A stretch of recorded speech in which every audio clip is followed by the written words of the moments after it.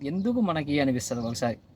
సర్లే పిచ్చుకుక్క ఎలాగో మురిగేది మురుగుతూనే ఉంటది. పిచ్చుకుక్క మురుగుతుంది గదా! అనేసి మనల్ని ఎయిర్‌పోర్ట్ నుంచి పికప్ చేసుకొనేసి ఇంటికి తీసుకొస్తారు.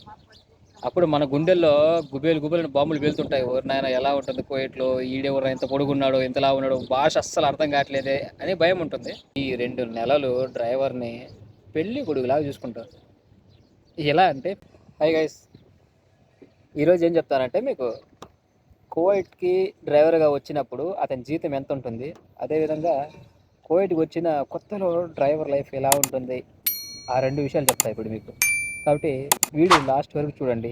కొత్తగా ఎవరైనా మన ఛానల్‌ని చూస్తుంటే వాళ్ళందరికీ హాయ్, నా పేరు Imran Basha. Welcome to the channel I driver vlogs. సోది కొట్టకుండా వీడియోని అయితే స్టార్ట్ చేద్దాము. ప్రస్తుతానికి నేనైతే స్కూల్ దగ్గరకు వచ్చాను. పిల్లల్ని పిలుచుకొని పోవాలి కదా! వాడిని పిలుచుకొని పోవడానికి స్కూల్‌కి వచ్చాను. ఎక్కువ వెహికల్స్ అయితే కనబడట్లేదు, చూడండి మీరే. ఈరోజు గురువారం కాబట్టి గురువారము వీకెండ్ అరబ్ దేశాల్లో, అందులోనూ కువైట్లో గురువారం వీకెండ్ అనమాట. రేపు శుక్రవారం కాబట్టి శుక్రవారం శనివారం లీవ్ ఉంటుంది కువైట్లో, గవర్నమెంట్ హాలిడే. నువ్వు ఎక్కడ ఇరుక్కున్నావున్నా, ఏదో పొదల్లో కూర్చొని మాట్లాడుతున్నావా అనుకుంటారేమో. ఇక్కడ మంచిగా చెట్టు ఒకటి ఉంది, ముళ్ళ చెట్టు. మన ఇంటికాడ ముళ్ళ చెట్లు కనబడితే కొట్టి కాల్చేస్తాము, కానీ ఇక్కడ ఇప్పుడు నాకు ఇక్కడ నీళ్ళనిచ్చింది ముళ్ళ చెట్టే నాకు. ఆ తర్వాత మన రాకెట్ ఈ ముళ్ళ చెట్టే నీడనిచ్చింది. వీడియో చేసుకోవడానికి కూడా స్పాట్ మంచిగా సెట్ అయింది ఇక్కడ. అందువల్ల ఇక్కడ నిలబడుకొని వీడియో చేస్తున్నా. ఇండియా నుంచి కొత్త డ్రైవరు కువైట్కి వచ్చిన తర్వాత ఎయిర్పోర్ట్లో దిగుతాడు. దిగిన తర్వాత ఏమవుతుందంటే మన ఓనర్ ఉంటాడు కదా, మన ఓనరు లేదంటే మనకి ఎవరైతే వీసా పంపించుంటారో వాళ్ళు ఒకవేళ ఏజెన్సీ సైడ్ నుంచి ఉంచుంటే అప్పుడు కూడా ఓనరే వస్తారు.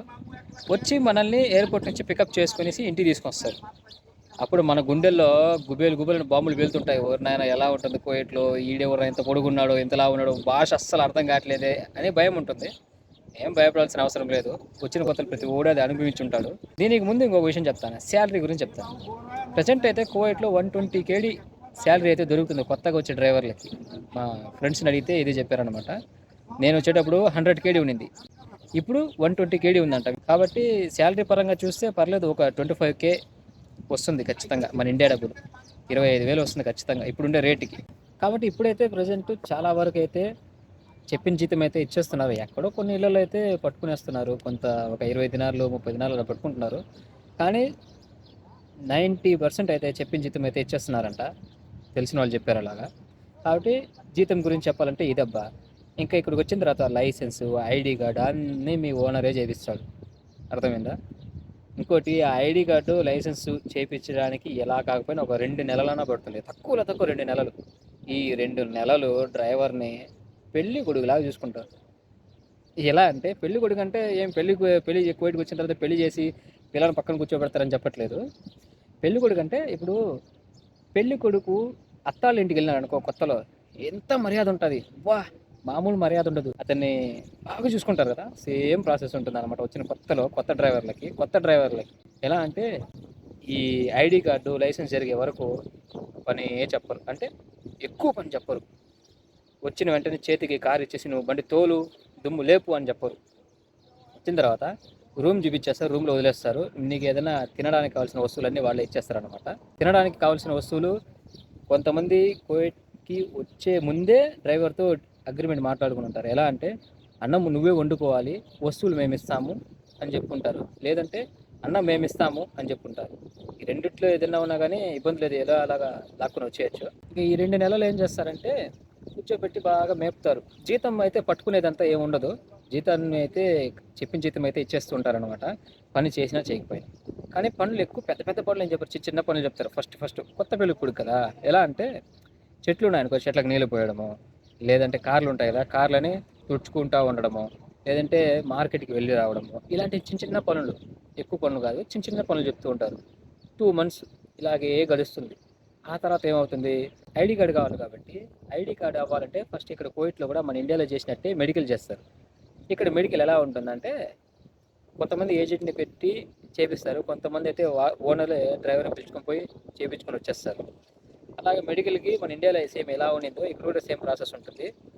నాకైతే ఒక 1 year బ్యాక్ చేసుకున్నాను. అది ఎలా అయిందంటే జస్ట్ సూది గుచ్చారు, బ్లడ్ టెస్ట్ చేశారు, ఆ తర్వాత స్కాన్ చేశారు. అంటే పాత డ్రైవర్ని ఇంటికి వచ్చిన తర్వాత ఖచ్చితంగా చేస్తారనమాట. అకామా రెన్యువల్ చేయాలంటే, ఐడి కార్డ్ని రెన్యువల్ చేయాలంటే అలా చేస్తారు. కొత్త వాళ్ళకి ఎలా చేస్తారు ఇప్పుడు అనేది అయితే అంతగా ఐడియా లేదు, కానీ మెడికల్ చేస్తారు. మెడికల్ అయిపోయిన తర్వాత కొన్ని రోజులకి ఐడి కార్డ్ వస్తుంది. అబ్బా మనకి సరే భలే సంతోషం ఉంటుంది, అబ్బా ఐడి కార్డ్ వచ్చేసింది, ఇంకా మనం కూడా కోయిట్లో దుమ్ము లేపొచ్చు అనుకుంటాం. కానీ ఎప్పుడైతే ఐడి కార్డ్ వస్తుందో పెళ్లి కొడుకు దర్జాలో నుంచి సగం పోద్ది, సరేనా, ఇంక సగం ఉంటుంది. అది కూడా ఎప్పటి వరకు, లైసెన్స్ వచ్చే వరకు. లైసెన్స్ గురించి మాట్లాడదాం. ఐడి కార్డ్ వచ్చిన తర్వాత లైసెన్స్ వెంటనే చేపియరు అనమాట. ఒక ఎల్బోర్డ్ వెహికల్ని పిలిపిస్తారు, అంటే లర్నింగ్ వెహికల్, డ్రైవింగ్ నేర్పిస్తారు కదా, ఆ వెహికల్ని పిలిపిస్తారు. పిలిపించిన తర్వాత మనల్ని దాంట్లో కూర్చోబెట్టి అతను చెప్తాడంటాడు, నువ్వు వెళ్ళు, ఈ డ్రైవింగ్ ఎలా ఉంటుంది చూడు అనేసి పంపించేస్తారు. సర్లే ఆడేం చేస్తాడు, పిలుచుకొని పోతాడు మనల్ని, పిలుచుకొని పోయి చూపిస్తాడు. నువ్వు ఒకసారి బండి తోలమంటే, ఇండియాలో కానీ ఎక్స్పీరియన్స్ ఉంది అనుకో, బా మంచిది, ఎటువంటి ఇబ్బంది ఉండదు, తొందరగా వచ్చేస్తుంది లైసెన్స్. ఇండియాలో ఎక్స్పీరియన్స్ లేదనుకో, బండి తోలింది లేట్ అవుతుంది. కాబట్టి ఇంకోటి, బండి నేర్పిస్తాడు చూడు, ఆ వ్యక్తి ఏం చెప్తాడు అదే మన ఓనర్ నమ్ముతాడు, మనం ఏం చెప్పినా నమ్మడు, ఎందుకంటే మనకు భాష రాదు మెయిన్. కాబట్టి ఆడేం చెప్తాడో అదే నమ్ముతాడు. ఆడు మనల్ని బండి ఇచ్చేసి వాడు తోలమంటాడు, కొంచెం వాడు కోపడతాడు కూడా అప్పుడప్పుడు, ఇటుపో అటుపో అలా పో ఇలా పో అని అరుస్తాడు. సరే మనల్ని వాటన్నిటిని అడ్జస్ట్ చేసుకునేసి ఇంకా బండి తోలు చూపించేసాం అనుకో, మంచిగా తోలితే ఓకే చెప్పేస్తాడు అనమాట, మీ వాడు బాగా తోలుతున్నాడు అనేసి. అయినా కానీ 2 సార్లు అలాగా ట్రైనింగ్ ఇవ్వమంటాడు అనమాట. అంటే సిగ్నల్ ఉంటాయి, ట్రాఫిక్ రూల్స్, ఎలా లైన్స్ ఎలా చేంజ్ అవ్వాలి, ఇక్కడంతా లైన్ సిస్టమ్ అనమాట. ఆ తర్వాత సర్కిల్ సిస్టమ్ ఉంటుంది, కాబట్టి అవి ఎలా మెయింటైన్ చేయాలి అనేది చెప్పిస్తారనమాట. అది అయిపోయిందా, మళ్ళీ ఇది ఉంటుంది, ఏంటి టెస్ట్ ఉంటుంది, డ్రైవింగ్ టెస్ట్ ఉంటుంది ఆర్డీ ఆఫీస్లో. ఫస్ట్ మనకి చెక్ చేస్తారంట ఐలు, అక్కడ కూడా టెస్ట్ ఉంటుంది, ఐస్ చెక్ చేస్తారు. ఆ తర్వాత ఏంటంటే ఎగ్జామ్ ఉంటుంది, ఎగ్జామ్ రాయాలి. అంటే మనమేమో ఆడ పేరాలు రాసేది ఉండదు, టిక్ కొట్టుకుంటా ఉండడమే. దానికి ముందే మనకి ఓనర్ ఇచ్చేస్తాడు, ఓనరు లేదంటే బండి నేర్పించి ఆయన అయితే మనకి పేపర్ ఇస్తారు, రూల్స్, ట్రాఫిక్ సిగ్నల్స్ ఇవన్నీ ఉంటాయి. ఇవన్నీ చదువుకొని ఆడ వెళ్ళిన తర్వాత వాటిని టిక్ పెట్టుకుంటూ ఉండాలి, అంతే. అదే అయిపోయిన తర్వాత బండి తోలాలన్నమాట. ఎక్కడ ఆడ ఒక అతను ఉన్నాడు అనమాట, ఆఫీసర్, అతని ముందు మనం బండి తోలు చూపించాలి. బండి తోలు చూపించేసేటప్పుడు కూడా ఒక్కొక్కసారి అయితే చాలామందికి రిజెక్ట్ చేస్తారు, అబ్బా 1-2 సార్లు. లాస్ట్ సారి ఎలాగైనా పాస్ చేస్తారు. కొంతమంది రికమెండేషన్ ఉంటే వాళ్ళు వెంటనే పాస్ అయిపోతారనమాట. పాస్ అయిపోయి వచ్చేస్తాం ఇంటికి వచ్చేటప్పుడు లైసెన్స్ తీసుకొని వచ్చేస్తాం మనం, ఎందుకంటే అప్పటికప్పుడు అయిపోతాం లైసెన్స్. 1 అవర్ వెయిట్ చేసామంటే చేతికి ఇచ్చేస్తారు కార్డు తీసి ఇలా చూసినామంటే బా, అప్పుడు గుండెల్లో లడ్డూలు పేలుతాయి. అప్పుడు బా లైసెన్స్ వచ్చేసింది, ఇంకా మనం కూడా కోయిట్లో డ్రైవర్ అనేసి ఒక గర్వం వచ్చేస్తుంది మనలో. గర్వం అంటే చెడు గర్వం కదా, ఇది మంచి గర్వం. మనం కూడా కోయిట్లో ఒక డ్రైవర్ అన్న ఒక ధైర్యం వచ్చేస్తుంది. ఐడి కార్డు లైసెన్స్ చూసుకున్నప్పుడంతా మనకి భలే హ్యాపీ వస్తుంది. కానీ అప్పటితో మన పెళ్లి కొడుకు డ్రామా ఖతమైపోతుంది. వేసుకో, ఎప్పుడైతే లైసెన్స్ వస్తుందో దాని తర్వాత బజాయించుడే ఇంకా డ్యూటీలు, మామూలు డ్యూటీలు ఉండవు కొంతమందికి. బజాయించుడే కాకరవత్తులు కాల్చి కింద పెడతా ఉంటే పట్ పట్ పట్ అంటారు కదా సౌండ్, అలాగా మనకి పట్ పట్ పట్ పట్ అని పడుతూనే ఉంటాయి డ్యూటీలు. ఎప్పుడైతే మన లైసెన్స్ వచ్చేస్తుందో డ్యూటీలు ఇంకా పట్ పట్ అని పడుతూనే ఉంటాయి కదా, అప్పటి నుంచి స్టార్ట్ అయిపోతుంది మన టైం. అంటే పొద్దునే లేయాలి. కొన్ని ఇళ్ళలో అయితే లేట్గా లేచినా పర్లేదబ్బా, స్కూల్ డ్యూటీ లేదనుకో ఇబ్బంది ఉండదు. కానీ కోవిడ్లో 90% అయితే డ్రైవర్లు ఎందుకు పిలిపించుకుంటారంటే స్కూల్ డ్యూటీలు ఉంటాయి, పిల్లలు ఉంటారు కాబట్టి వాళ్ళని పిలుచుకుని వెళ్ళి స్కూల్లో వదలడము, అక్కడి నుంచి పికప్ చేసుకుని ఇంటికి రావడము, మళ్ళీ ట్యూషన్ డ్యూటీలు ఉంటే నాలాగా ట్యూషన్ పిలుచుకొని పోయి వదలడము, అక్కడే వెయిట్ చేసి మళ్ళీ వాళ్ళని పిలుచుకొని రావడం, ఇవే మెయిన్ ఉంటాయి కోవిడ్లో. పిల్లలు లేని వాళ్ళ ఇళ్ళు అయితే మేడంని పిలుచుకొని పోవడము, మేడంని పిలుచుకొని రావడం, అంతే ఉంటుంది. ఇది ప్రాసెస్. ఇక్కడికి వచ్చిన తర్వాత ఇంటి గురించి ఆలోచించుకొని జాగ్రత్తగా ఉండడం మంచిది. వాటి గురించి మళ్ళీ ఇంకో వీడియోలో చెప్తాను నేను, సరేనా?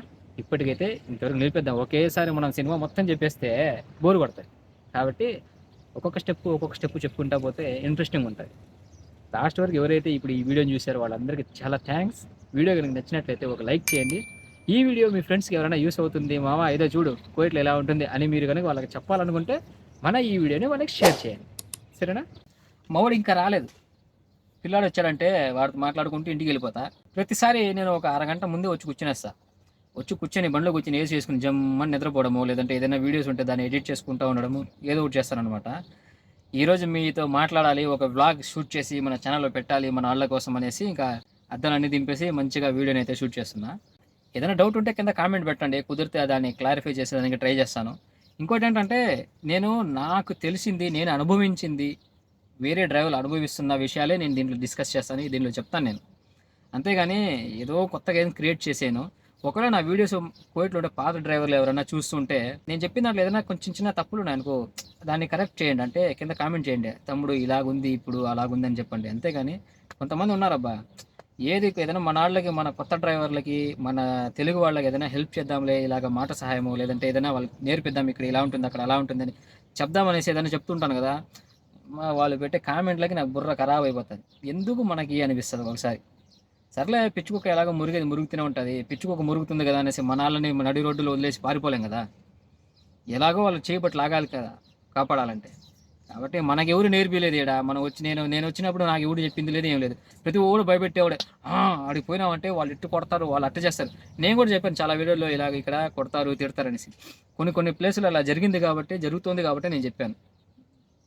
కొట్టకుండా, తిట్టకుండా నేనెందుకు చెప్తాను చెప్పండి. నేను అన్ని సోషల్ మీడియాలో అన్నిటిని నేను ఫాలో అవుతుంటా. చూస్తుంటా ఎక్కడ ఏమేమి జరుగుతుంది, ఏంది కథ అనేసి. అంటే ఆ చూసింది నేను దీంట్లో చెప్తున్నాను అంతే. సరేనా? కామెంట్ పెట్టేవాడు ఎట్టో పెట్టుకొని పోతాడు.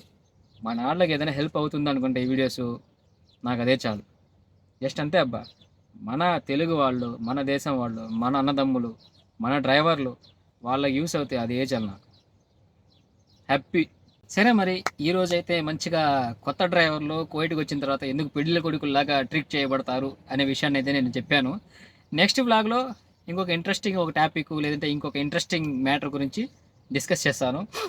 చెప్పాను కదా! మన ఛానల్ పేరు ఐ డ్రైవర్ వ్లాగ్స్. నేను మీ ఇమ్రాన్ బాషా. ఇప్పటికైతే సెలవు. Take care.